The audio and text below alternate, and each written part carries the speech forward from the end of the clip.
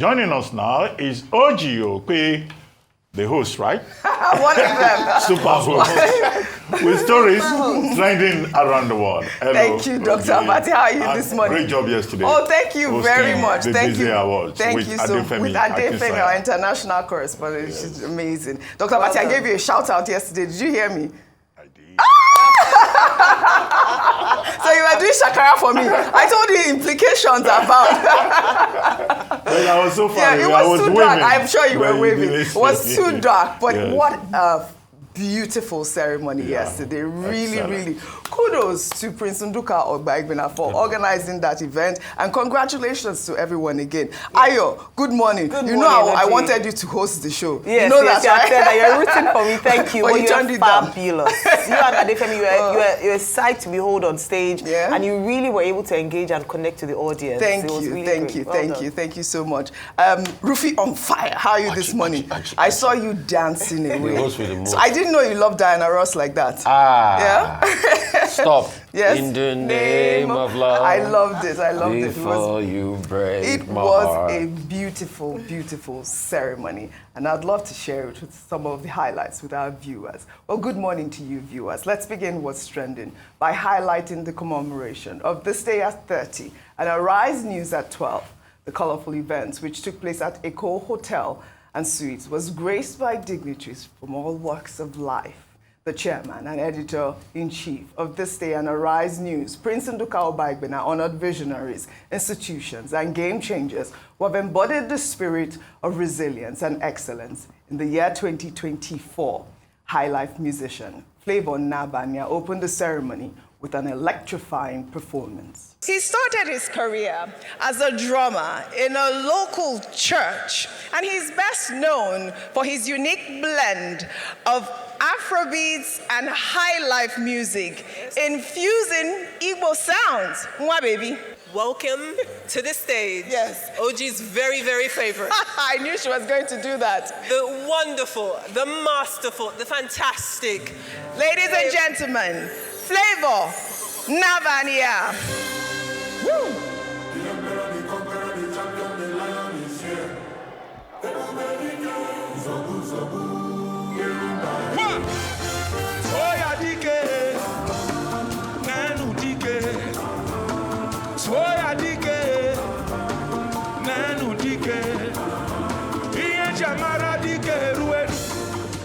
Chenchi go ono iye jamara dike ruenu egwata gariko omolonga base ona mekase omolonga basilele ona piakase fata ebube dike iye likekwe omwanye manaria nono achalugo dike clear the road for who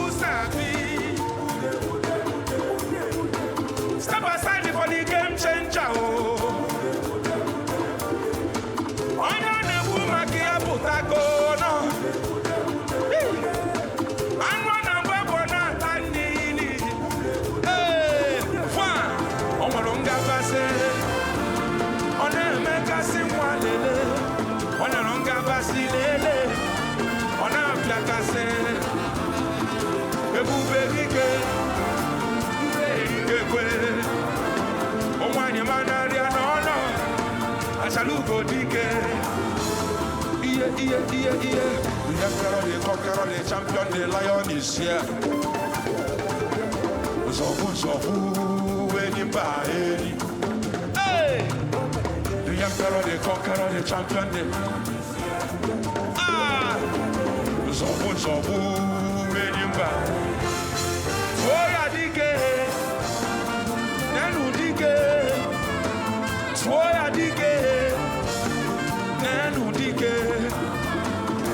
Listen.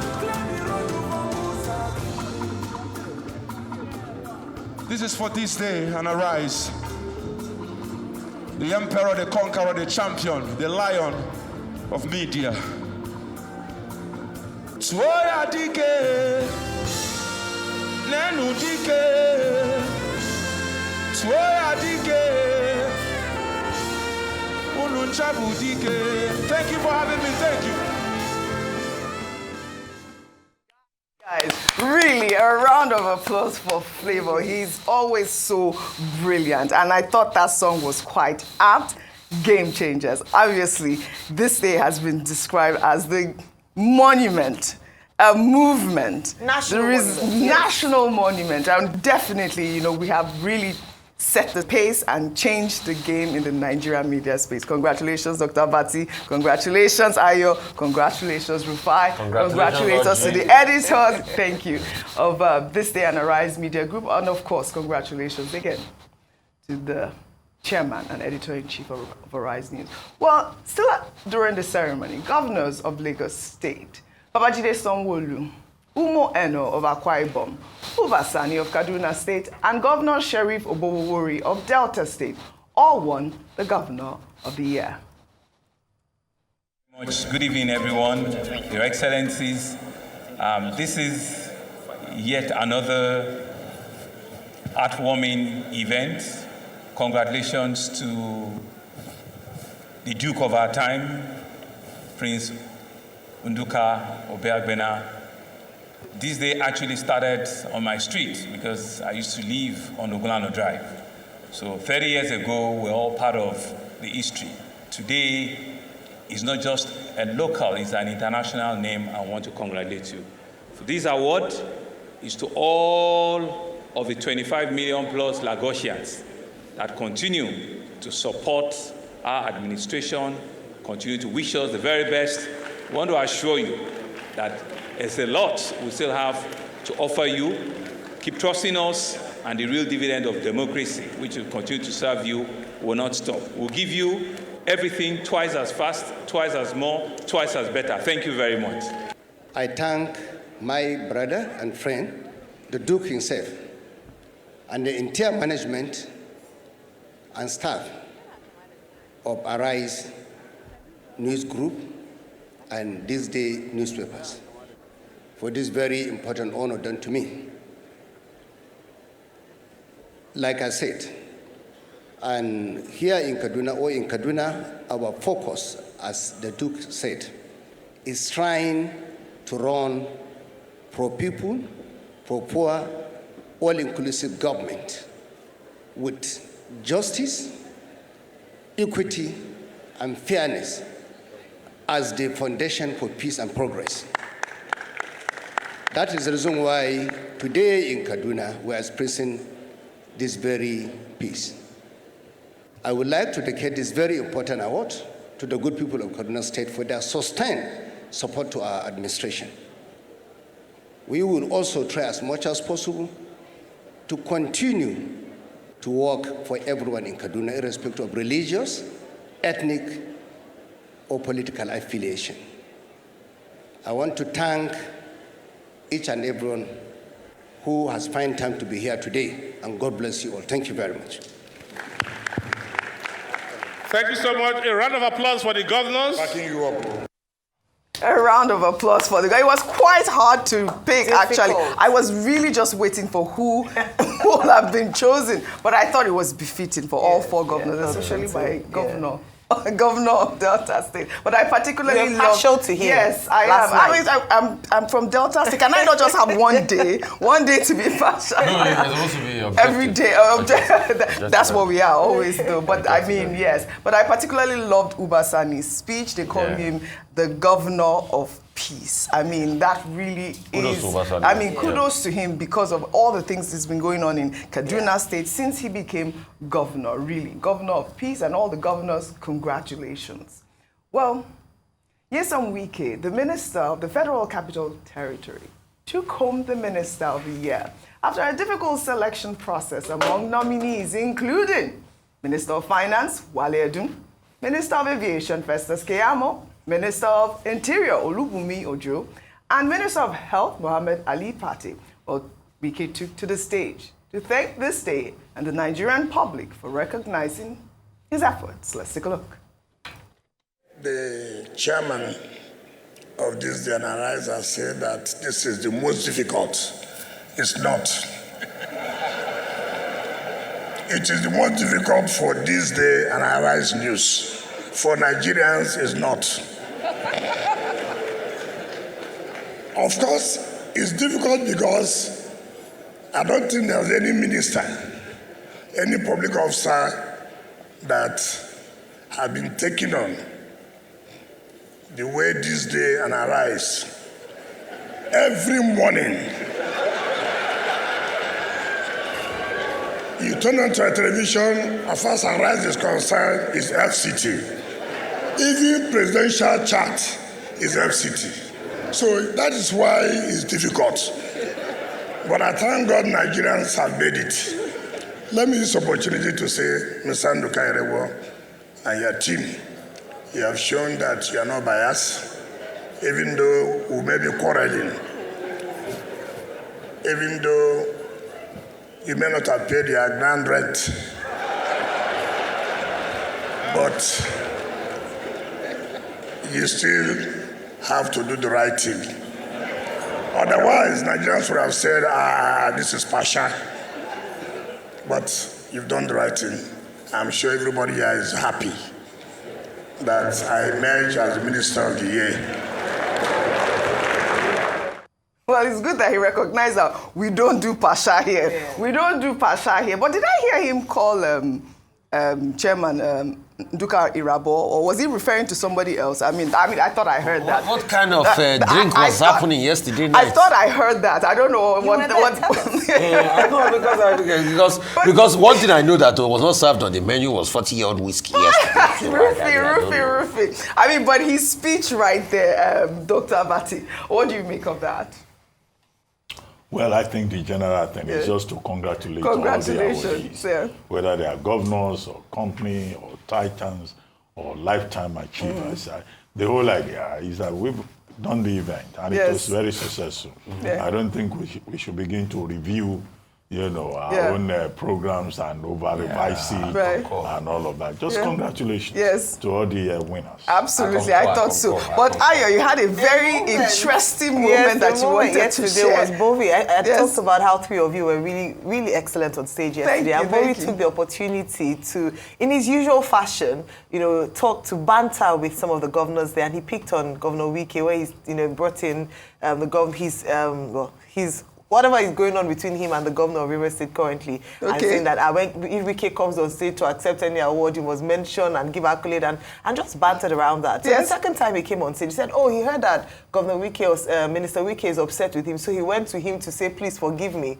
And graciously, he forgave him. But those were the light moments of the evening, to see that even in the midst of the politics that happen, when people are fighting, at the end of the day, we find our humanity, we find the humor in things, and we're still able to get the work done and reward what or who needs to be rewarded. I thought that was a great part of the night. It was a beautiful thing to watch. And Governor Wike's speech, he didn't disappoint anybody. No. I think a lot of people were looking forward to hearing what he would say, and he didn't hide his feelings about what he felt. For me, it was the entourage that was on stage with him. I didn't know who were they. I don't know who those people were, but I mean, we recognize his wife there, beautiful woman. A beautiful woman, and the rest of the people that came to support him. I mean, he's been hailed as a performing minister, especially with all of his infrastructural progress in the Federal Capital Territory. Congratulations, Minister Wike, Minister of the Year.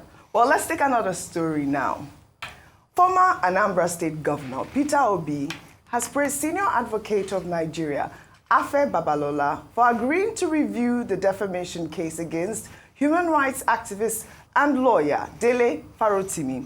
Babalola had filed charges against Farotimi, accusing him of criminal defamation in his book titled Nigeria, Its Criminal Justice System. Well, Farotimi was arraigned in Ekiti for criminal defamation and cyberbullying, facing trials in both magistrate court and a federal high court. However, after an intervention from the Oni of Ife, Oba Adeyeye Oguwusi, and other traditional rulers, Babalola announced his decision to withdraw the case, instructing his lawyers to do so.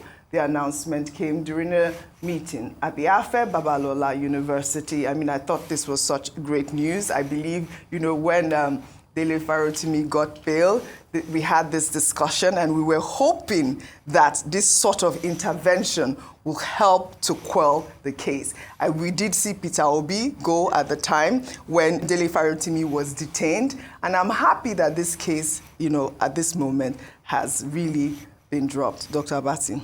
Okay, very quickly. Now, when you have a matter in court, there is room for out-of-court settlement. Out-of-court settlement. There is room for alternate dispute resolution, what is called ADR. And what we have seen here is, the parties involved choosing the alternative and other persons getting involved. So, at this level, Chief Afe Babalola SAN has had to follow tradition. A number of traditional rulers went to him, led by the Oni of Ife. The Oni of Ife, the Iwe of Ado-Ekiti, the Alaye of Efon Alaye, and then some other, including the chairman of the Osun Traditional Council, or I think Ekiti Traditional Council. So they went to him with the staff of the university and other persons, and Oni, leading the team, appealed to Chief Afe Babalola. And he said, well, he's a Yoruba man. If traditional rulers come to you and they say, we need this, we need you to do this, you cannot say no. And he said immediately, I have dropped the criminal charges against Dele Farotimi. And he made the point that before now, why I say if, tradition prevailed, other people, Bishop Matthew Azan Kuka, Chief Olusegun Obasanjo, and others had approached him, including Mr. Peter Obi, and previously he said no. But immediately the Oni-led traditional rulers there, he immediately appealed. Chief Afe Babalola must also have been responding to pressures from the public that, look, he shouldn't have fired for criminal defamation. This should have been a civil suit and all of that. So, well, let's hope that this brings the matter to a close. Yes. But in all of this, Dele Farotimi himself has been very defiant and resilient, saying that he has not done anything wrong. But we don't need to go into such details. However, there are still other parties involved in this case. I think there is Justice Kendo Ogunwumiju. No, Kendo Ogunwumiju, SAN, Ogunwumiju, SAN, who filed the matter. There was also another matter that was filed in the Federal High Court in Abuja. So what is going to happen now? Those other persons who went to court, filed civil suits, are they also going to withdraw? Because this is with regard to Chief Afe Babalola. Again, there was the case in Ekiti. I think the case was Dele Farotimi versus Commissioner of Police. The case that was cited in most of the reports, Chief Afe Babalola's name was not even mentioned. Let us see whether all these other parties that have taken up this matter will also withdraw and allow sleeping dogs to lie.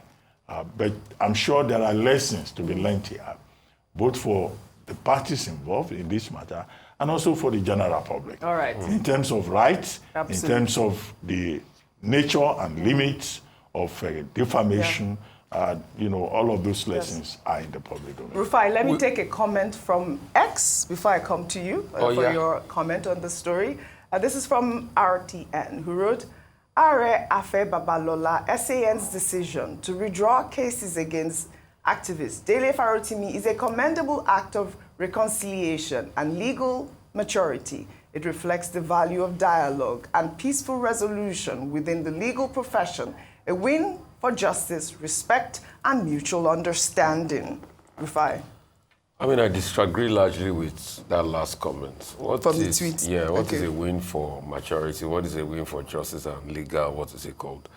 See, yes, they've gone to talk to Afe Babalola. He said, no, okay, we're going to share all of this.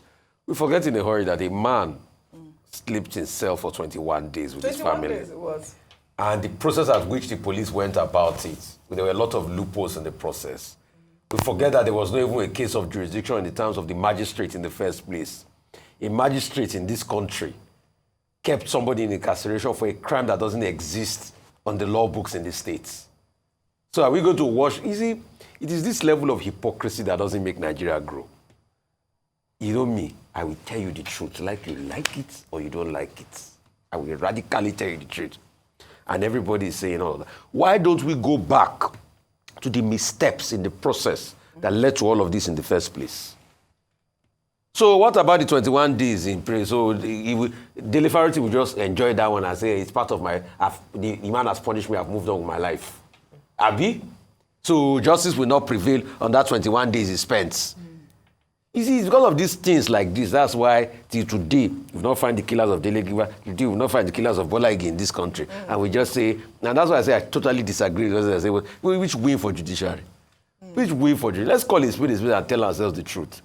A man was incarcerated for a law that does not exist in the state for 21 days by magistrates. What's going to be done about that? All right. Let's not also forget in all of these moves, there were moves by Babalola to ensure that Farotimi was removed from, practicing law in this country. All of those attempts didn't fall through. A man was suffered. Let me use that word, local balance. What for you in this country? And we just say, let's sleeping dog lie. All right, so you see it as injustice. I will keep speaking for injustice. Yes. Today now, Shuwore is already, anyway, they said they granted him bail. He says not taking, Shuwore is in detention. What did he do? The camera police officers that were stopping people on the road to the airport road, they said he infringed, he infringed on their word. Shuwore is in prison now. And we keep saying we have a country that there's justice. I think, did they say that, or he disobeyed the police officer? They say he has no right to challenge. Oji, you and I saw that video. What did Shuwore do that was without recourse in that video? What did he do? They asked him to stop, and he said he wasn't going to stop. He said no. And he had a right to be able to challenge us. Okay, why are you stopping us? Was there a special stop and starch mission around that area? Why was there a checkpoint there? Why was there a checkpoint there? So he had a right of challenge. And the same police officer said, okay, you can go afterwards. Yeah. The night has come from summoning him, he's been kept, they say he has to take a bail. He said no, he's been kept behind bars. You see, Oji, if we don't tell ourselves in this country, the truth that this country has now been segmented. If you are rich and powerful, there are laws for you. If you are not rich and powerful, there are no laws for you. We'll never have a good country. Let's keep deceiving ourselves. I'd like your comment, but Dr. Pate, I'd like to know, that aspect of the law, whether or not, it can be challenged in court, and why Shuwore felt the need. I'm glad that you brought that story up, Rufai. Ayo, your thoughts on this? So, yes, I do agree with what Mr. Peter Obi said, because what a number of these well-meaning, high-profile Nigerians were trying to do was to find a way to broker peace between the two individuals. But I think it went beyond just a matter of let us talk and discuss. Yes, I agree that there are opportunities for you to settle out of court, and where dialogue prevails, you can decide not to pursue a matter. But I also felt that this case, especially with how high profile it was and how it went viral, a lot of people were talking about it, gave an opportunity for us to review our judicial process, especially the way that the rule of law is in Nigeria. So in that way, I think we shouldn't take out some of the lessons that we can learn from this incident to help to improve the way our systems run. There was a lot of criticism around the way that Mr. Farotimi was, well, some people use the word abducted, but was taken away and the manner. So if it wasn't a high-profile case and he had people like this to beg for him, what would happen in the matter of an ordinary Nigerian who unfortunately offends someone who is high and mighty or powerful? What recourse do we have to that? I think that's where we begin to talk about fairness, equity, justice really prevailing in Nigeria. And I do hope that despite the fact that they've been able to reach what it looks like an amicable settlement, there'll still be the opportunity to review our processes, and where there are erring officers or processes, let us address it so that in the future we're able to tackle such issues. This is how we learn as a nation. This is how we move forward as a nation, not just say, okay, a lot of things. Look at even the Lagos State Speaker, Speaker Obasa situation. Oh, it's a family matter. No, there were accusations that were made. Let us get to the bottom of it. Usually when we sweep these things, everybody begging, we don't get a solution, and we don't have an opportunity to strengthen our systems and make things better. If there's anything to take out of this incident, I think that would be it. Because we also talk about the incident of Burna Boy and Speed Darlington, who was in prison. So who speaks up for the common man when someone who has powers is able to intimidate you using the law, the state forces? So those are some of the conversations I feel that about. I would love to hear from Mr. Farotimi himself to see what he feels about this and if he's also willing to let the matter rest. But let's take this opportunity to build our systems. All right, I like that. Dr. Abati, the matter with Showore. The police invited him for interrogation. And then at the end of the day, the police decided to grant him bail. The bail that they said they are granting him, of course, administrative bail. And he rejected the conditions that were given. Now, I've read one opinion by Femi Falana, SAN. One in the police station, bail is free anyway. You know, there is administrative bail, there is court bail. But the conditions that they are given to Omoyele Showore is the problem. Because Femi Falana is saying that there is a decided case, Dasuki versus DGSSS, a 2020 case in which Justice Ada JCA, Justice of the Court of Appeal, ruled that it is wrong for either the police or the court to say that you should go and bring a surety who is a civil servant. In Showore's case now, they are asking for a civil servant of a grade level 17 that also has property in Abuja. Now, Femi Falana's advice to the Inspector General of Police is that, no, if you look at the state of the law, it has been decided that you can't ask civil servants who own property of a certain humongous amount. In the Dasuki case, they were asking for a civil servant that has 100 million naira worth of property in choice area of Abuja. And the argument of the learned judge is that, look, if you say civil servants should have property of 100 million, that in itself is a violation of code of conduct for civil servants. And that the fact that the courts and the law enforcement agencies have been doing that previously does not make it right. So I think the Inspector General will take special notice of this. And Omoyele Showore may have refused what he called the stringent conditions given by the police, having been advised, possibly, by his lawyers to say these bail conditions cannot stand.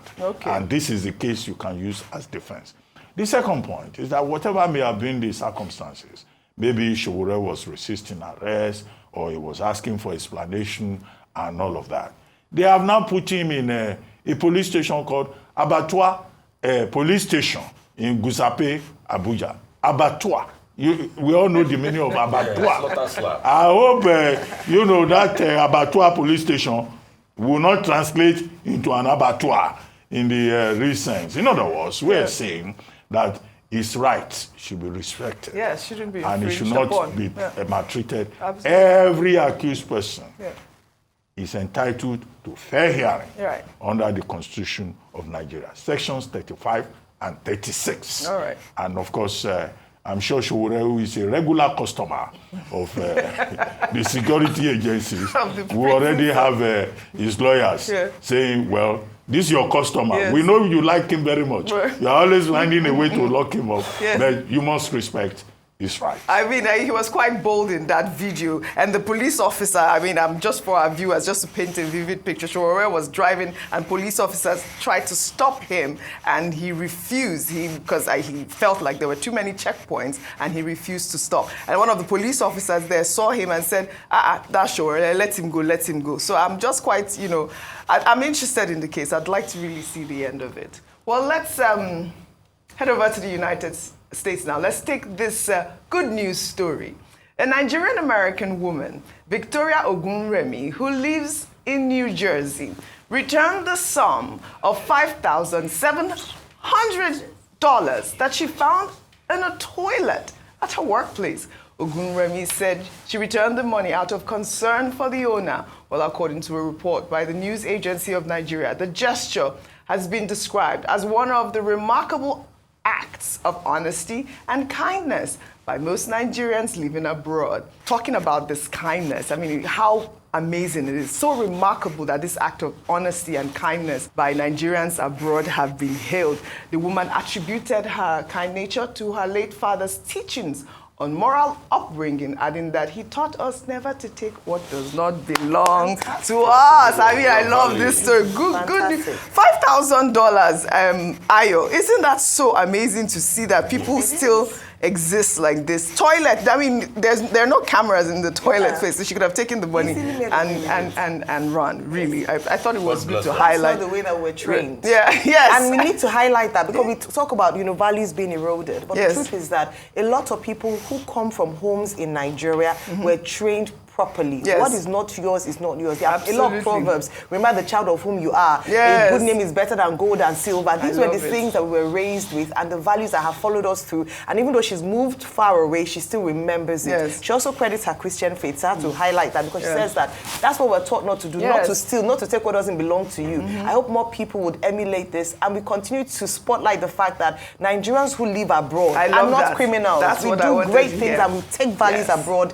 that we learned here that have sustained us throughout. Yes, Nigerians are doing well everywhere at this point. I love this story. I think that is such a great story for Nigerians to emulate. Let's now end what's trending today by highlighting the performance of the Queen of Motown, 80-year-old singer Diana Ross, who electrified the crowd at the Thisday Awards ceremony with an array of her songs, including I'm Coming Out. Let's take a look.